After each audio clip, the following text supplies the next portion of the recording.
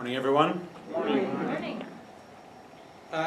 One of the things that characterizes our church community here is that we're trying to think about Jesus with a mind that is very open and very inquiring. And we're trying to do that because we want to discover the truth of this whole Jesus thing for ourselves. So that having discovered it, it will then become real to us, it will mean something to us, and hopefully go on and make a tangible difference to the way we experience life. For this morning's lesson, I want to read to you from the Gospel according to St. Mark, in chapter 9, which says that Jesus and the disciples left that place and went to Galilee, where Jesus was teaching the disciples. Now, so far in the Gospel story, the disciples have been very enthusiastically following Jesus. They're really into what he's saying.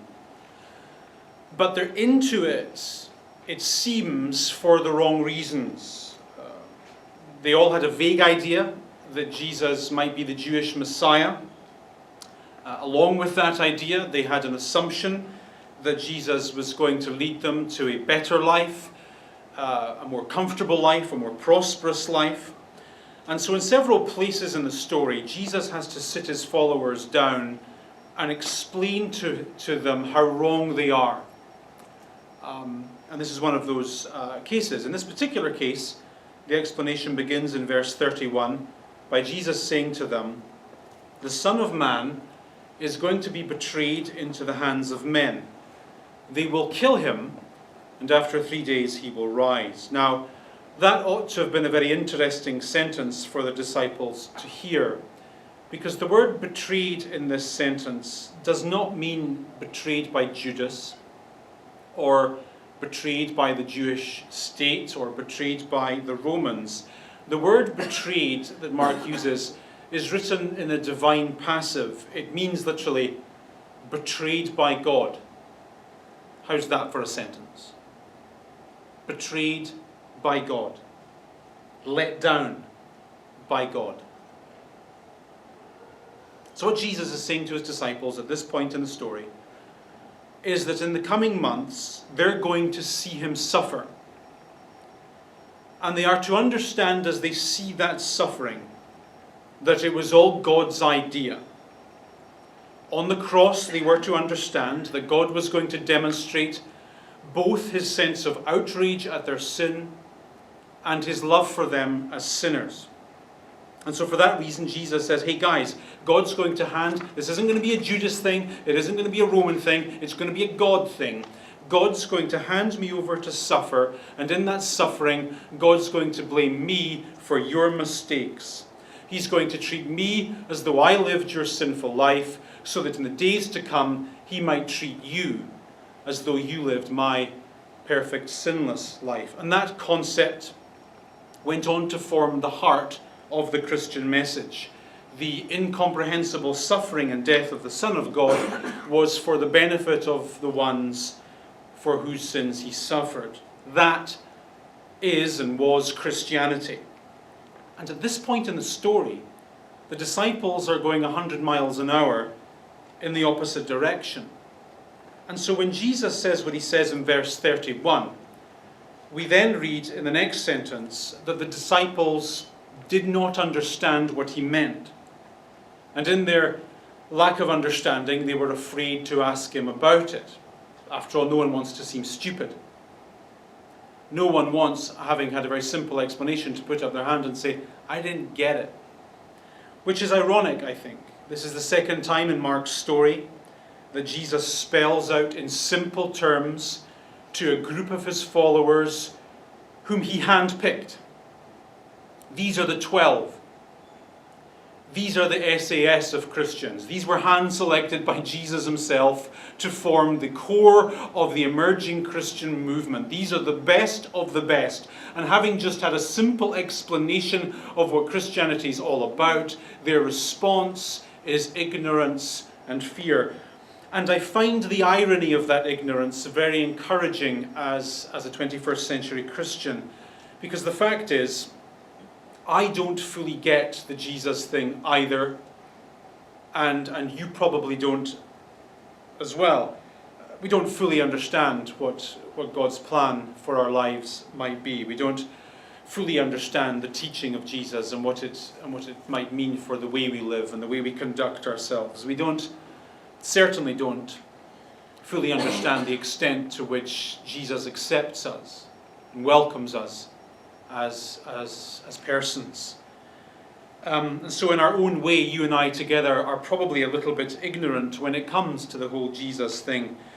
For sure, we're not as ignorant as we used to be, but we're not quite as understanding as we need to be. But we are getting there. And as we journey from ignorance to understanding, Jesus, it seems, is extraordinarily patient with us. He accepts our silly questions. He accepts our ignorance and our lack of getting the whole thing right.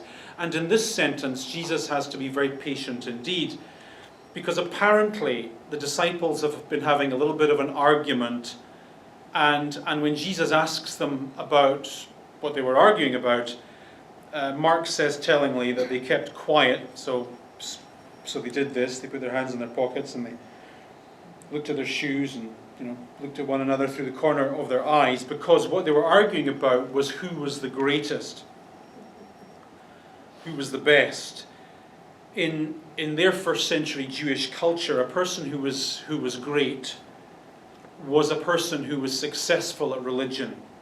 So in their culture, if you knew the Torah, and if you were really good at praying and really good at doing all the proper stuff, then you were considered religiously great or successful, and with that success, of course, came social prestige. For that reason, the writings of first century Jewish teachers frequently talk about how important it is in your career and in your business to be successful at religion, because that success makes you a person of significance. For example, there was a line discovered in one of the Dead Sea Scrolls. It was just translated not all that long ago, strangely enough. And this sentence in the Dead Sea Scrolls talks about how the people who are good at religion should sit at the top of the table, and how the people who are not good at religion should sit at the edges of the table and sometimes at the bottom of the table. I'll read the quotation to you. It says, "You need to sit in your proper place, successful people at the top, less successful at the bottom, so that all the children of the congregation may know their standing in the community. And so no one shall move down from his rank or move up from his place or his lot." So that's what the disciples are arguing about. And within their culture, it's a perfectly reasonable argument to have. Which of us is the best? We're doing this Jesus thing. Which of us is good at it? Which of us is most successful? Which of us gets to sit at the top of the table? Which of us belongs down at the bottom? Who deserves the most prestige within this community of faith? And I suppose it's easy enough to imagine how that conversation would have gone. No doubt Peter, the best of the disciples, would have said, well, it must be me, because I was the first of us to figure out that Jesus was the Messiah. Perhaps another of them would have said, yeah, okay, but I read my Bible more than you do. And I'm better at praying than you do. My language is fancier. And I don't drink as much as you do. Sorry, Peter. So maybe I'm the best. And on it would have gone. And as first century Jews, this is an important conversation. They have to succeed at religion. And as you read through the episode, this conversation that they're having about who's the best stands in stark contrast to what Jesus has just said 5 minutes ago. Jesus has just said in no uncertain terms that this thing that they've signed up for, this movement that they're now a part of, is going to lead to suffering and death. And yet in response to that information, they go on and have a conversation about who the best is and who deserves to sit in the place of prestige. So when Jesus asks them about the nature of their conversation, naturally they clam up, they go quiet, which is interesting. It suggests, I think, that they have at least some awareness of the incompatibility of their current conversation with the information that Jesus has just given to them. In their heart of hearts, they know that this is wrong.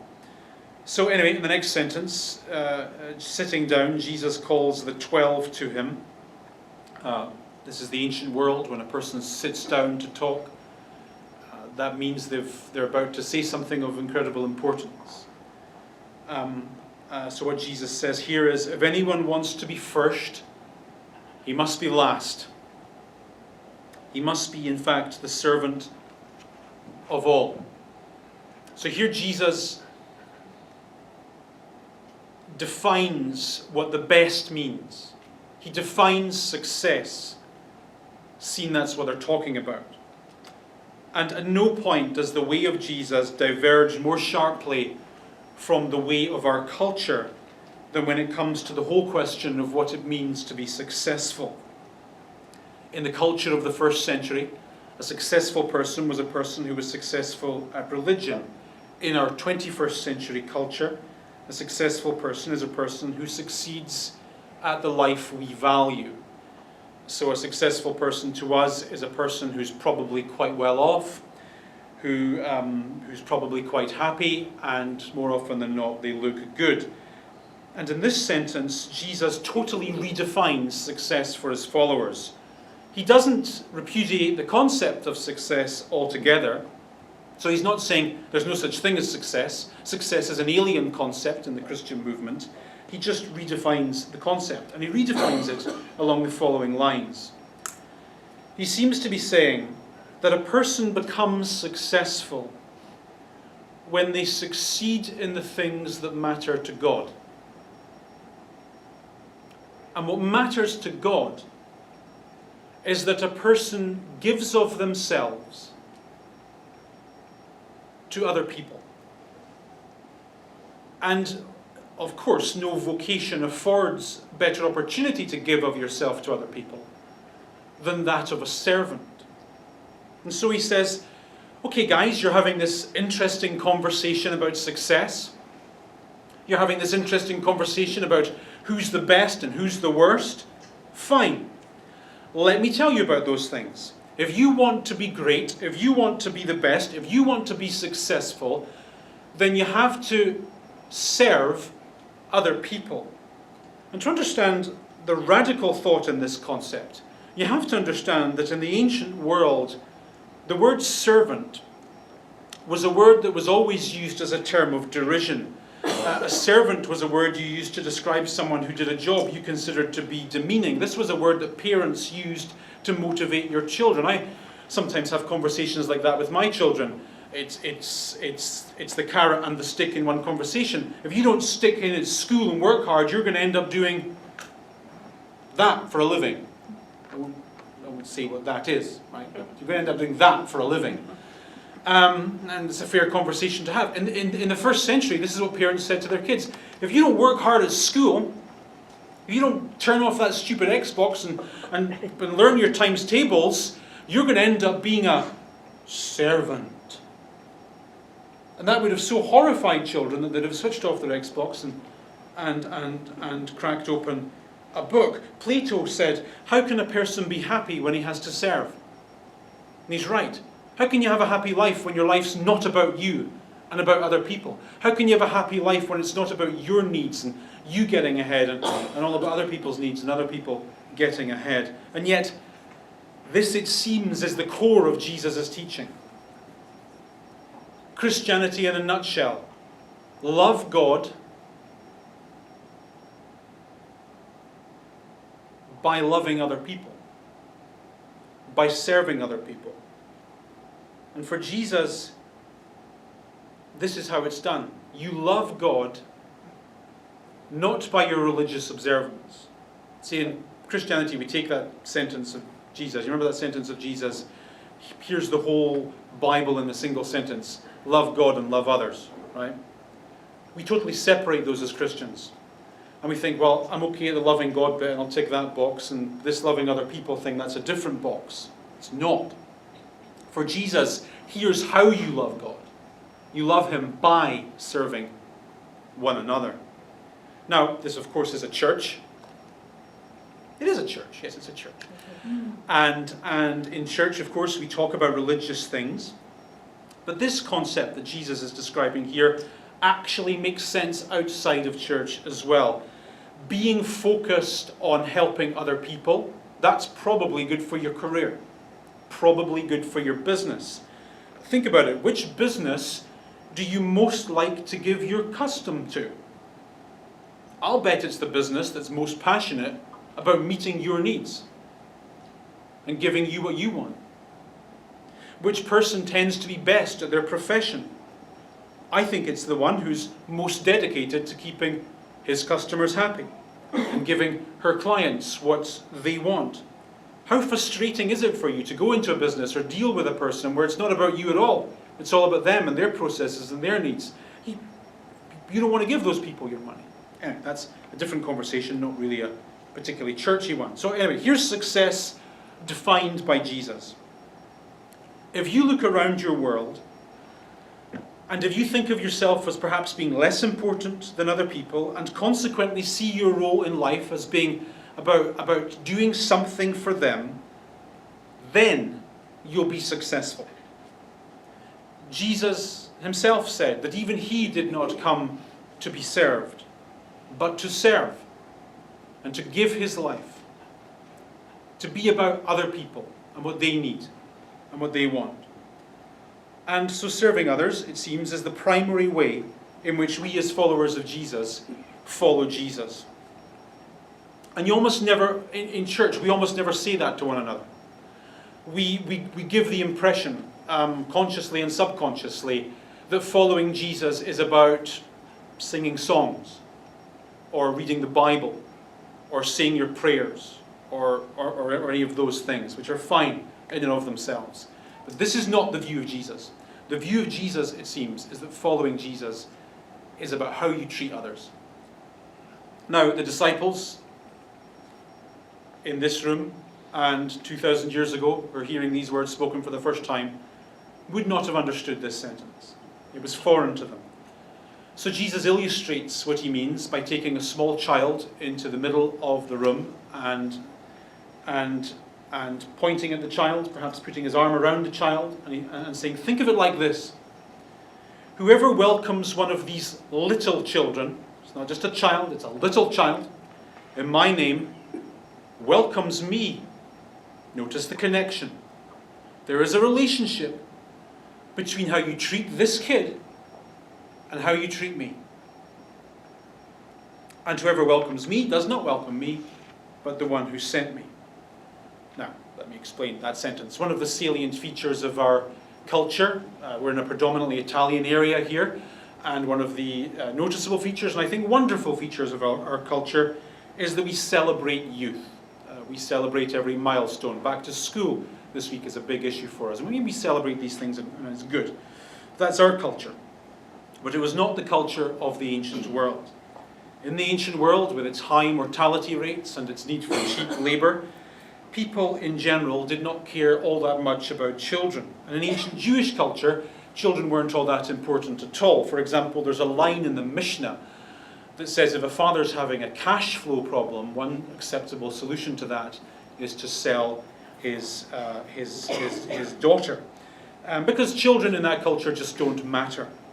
That's the thinking in the ancient world. They're expensive, they might die anyway, they're not adults. We'll celebrate them when they become adults, when they have their bar mitzvah, when they're grown up, when they're past all the kid issues. Then we'll take notice of them, then they're important. But until then, they simply don't matter. They are disposable. So the point that Jesus is making here, by taking a little child, not an adult yet, hasn't had his bar mitzvah yet, into the middle of the room and putting his arm around him and saying there is a connection between the way you welcome this insignificant human being and the way you welcome me. He's saying, this is what I want you to do. I want you to serve. I want you to welcome people who don't matter, who are at the very bottom. And interestingly, devastatingly in fact, the text says that how you respond to those people is how you respond to Jesus. He's saying to his followers, don't you dare think that you can separate your Christian faith with your treatment of your fellow human beings. you think that, you're deluded. How you respond to them is how you respond to God. In fact, let's just be heretical about it for a second. Those people are God to you. In their face, you see the face of Jesus. In their face, in their insignificance, in their need, and in their wanting, you see all the tenets of your Christian faith. I, for a while, quite a long while probably, I was very successful at religion. When I was in Bible school, I actually went back to my old Bible school when I was in Glasgow last week, and it's been turned into a pub. Which is fantastic. I had a beer in my old Bible school. It was great. Anyway, when I was in Bible school, I was great at it. I got up. I didn't do the whole student partying thing. I got up every morning at 5 a.m. and I read my Bible for an hour. And then at 6 a.m., having read my Bible for an hour, I then prayed for an hour. And then at 7 a.m. I made breakfast for my fellow housemates who were less Christian than I was, obviously. I was great, and in a school full of people who were devoted to the Christian faith, I was the most devoted. That's how I felt about myself. I was the most successful. And I was never more miserable and more horrible and less Christian. I don't live that way anymore, and I don't miss it. Don't get me wrong, I still think private piety is a good idea, and I do a little bit of that. It's just that in this week's episode, we learn that this Jesus thing that we're trying to be into, that isn't a thing we do primarily on our knees. It isn't a thing we primarily do when we're reading our Bible. Not to dismiss those things, but that's not primarily where it's done. It's primarily done in our interactions with our fellow human beings. Perhaps particularly the ones who are a little bit difficult, and a little bit smelly, and a little bit needy. I don't think that Jesus wants us to tell him how much we love him. I think he wants us to tell other people how much they are loved.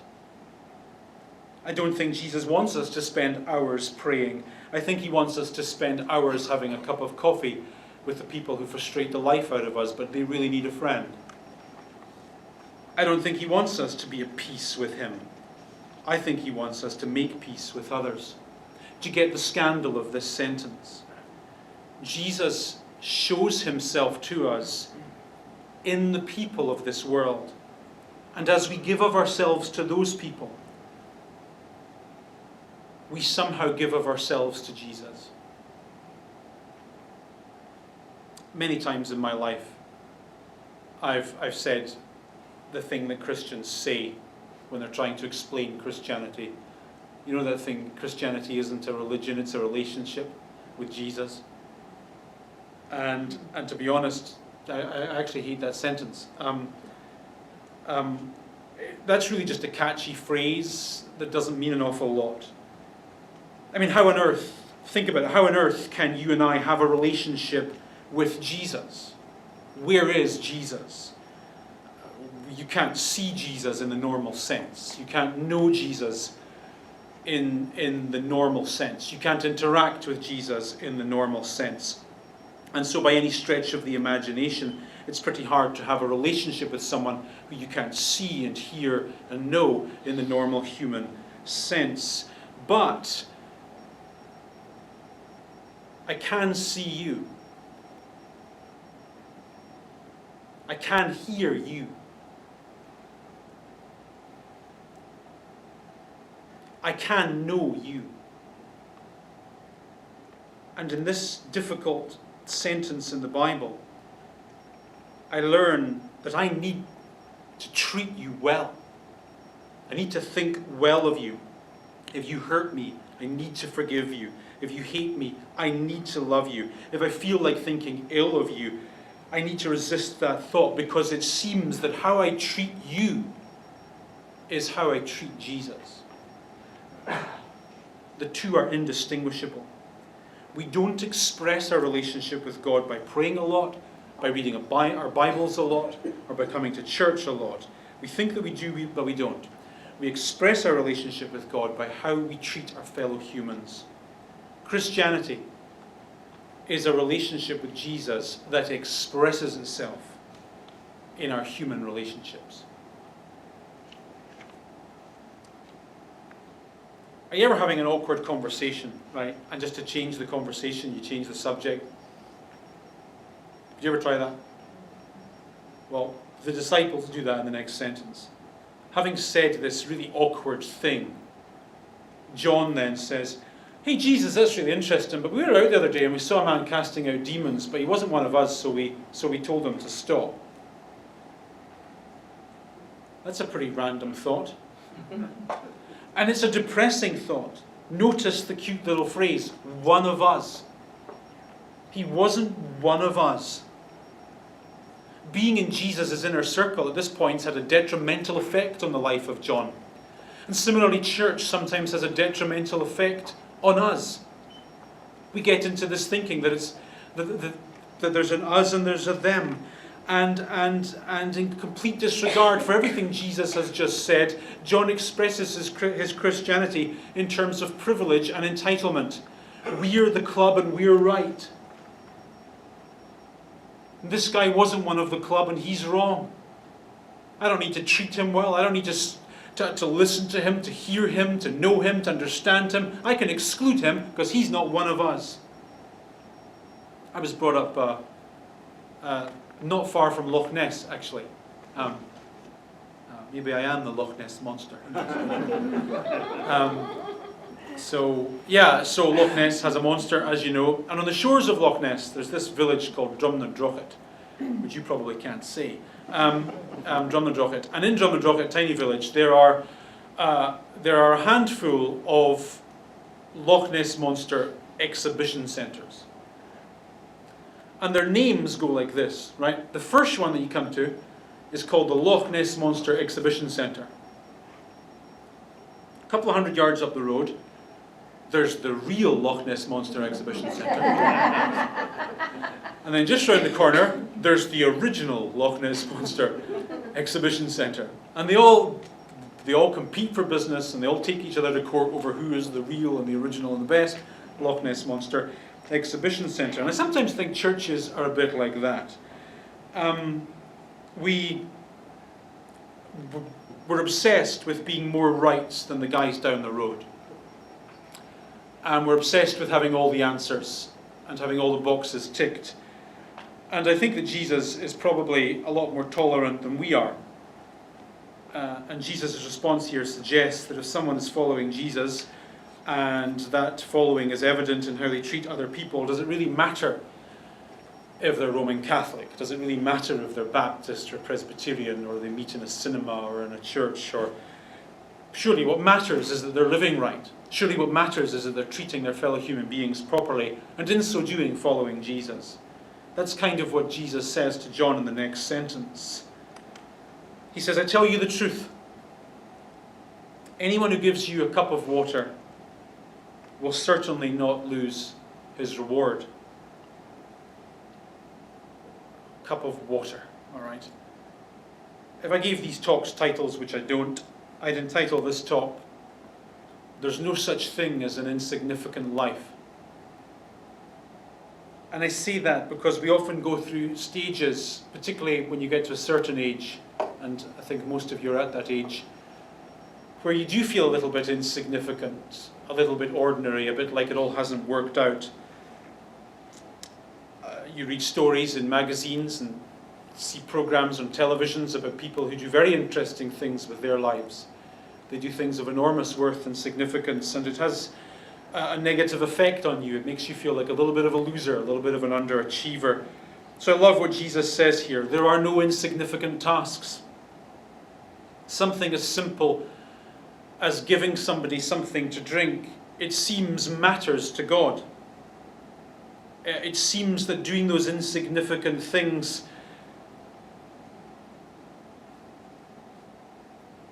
is something we do for Jesus. And the young among you won't understand this, because you're you're still young enough to have dreams of living an important life, and so you should. But those of you in your 40s and your 50s and beyond will understand this very well.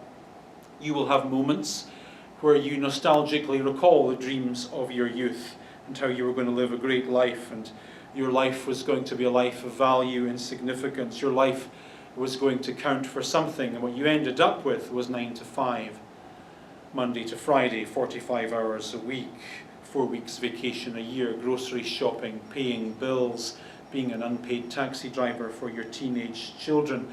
You dreamt of significance, but that's what you ended up with. So listen to what the Bible says here and be encouraged by it. The nature of the God whom you worship is that he never ever forgets the littlest things that you've done for other people. They all count. They all matter. You may have forgotten about them. They may not have mattered to you at the time, but they mattered to Jesus. And you'll be rewarded for them one day.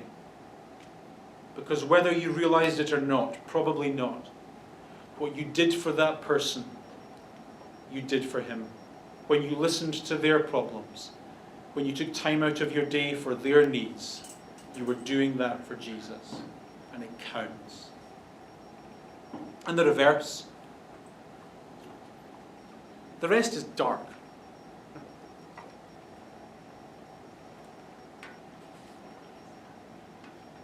Yeah, let's stop there.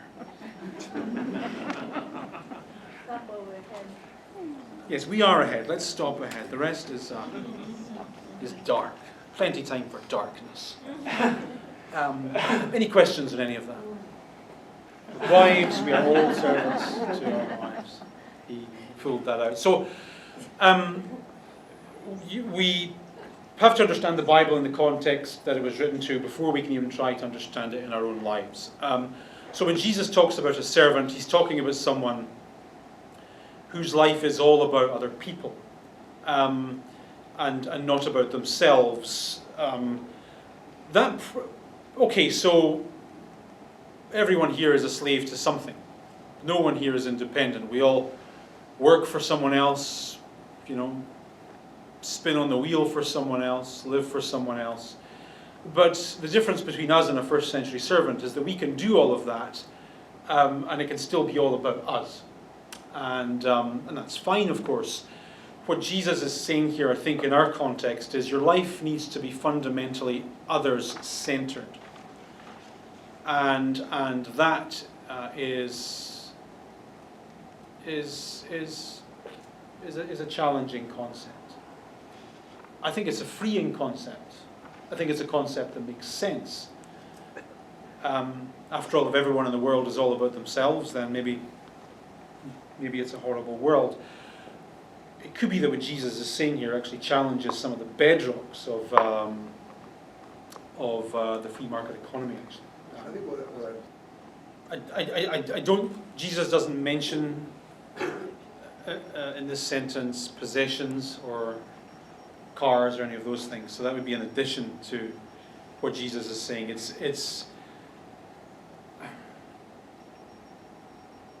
saying here there's a relationship between how you treat people in your life and how you treat him. That's the fundamental point. So it's not possible as a Christian to be a horrible human being to whoever and follow Jesus properly. So every day of our lives, you're right, we're all on some kind of wheel and we all interact with other people, absolutely. We all have somebody we need to serve. But the way we do that says something about who we are as Christians. And the Christian way to do that is to treat those people, particularly the difficult ones, particularly the ones who've hurt us, in such a way that reflects Jesus, Mark. So no, there isn't, and yes, he was always aware would be the short answer. Okay. And But the second part of your question is more interesting. okay. Can you just repeat it?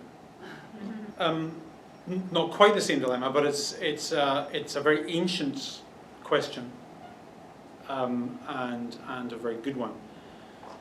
So the church had a debate about this.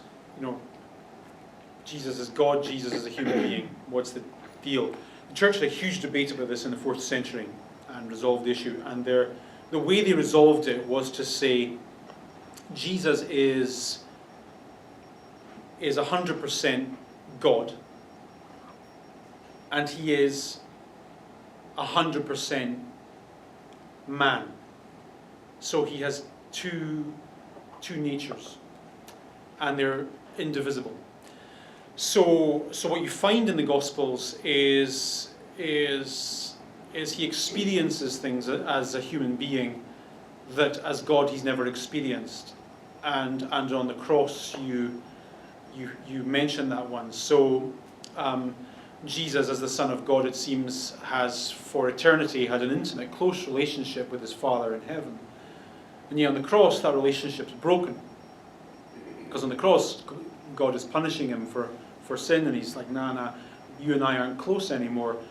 And so Jesus, as a human being, is experiencing this for the first time and doesn't like it. Jesus feels thirsty. How can God feel thirsty? Jesus learns things as a child. How can God learn things? And so on and so forth. So there is this. It's not particularly a struggle in the Gospels, but it's a noticeable feature of the Christian story that the one who is God experiences things as a human being, shares our vulnerabilities. The biggest, of course, is temptation. It's that strange sentence in the Bible.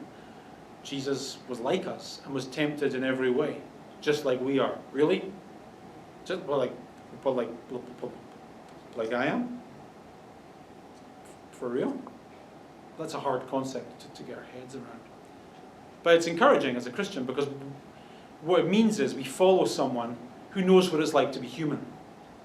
So I'm not following some God who's always lived in an eternal palace and has no concept of what it's like to struggle and to hurt and to be betrayed and feel pain and walk in my shoes. I'm trying to follow someone who knows what it's like to be human, to be betrayed, to feel hurt, to walk in my shoes. I like that. Okay, speaking of which, next week we're starting a new series dealing with the whole concept of forgiveness. Life, I think, is a little bit like a football game. You don't get through it without taking at least a few knocks. And we all carry baggage, we all carry hurt. And, we need to deal with it. We need to process it. So next week we're going to talk about giving ourselves a second chance and getting over, letting go of some of the baggage that we've been carrying maybe a little bit too long. But that's next week. Let me pray, and then let's go enjoy our holiday weekend.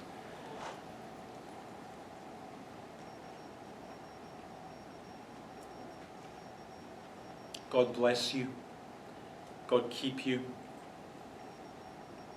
God be kind to you.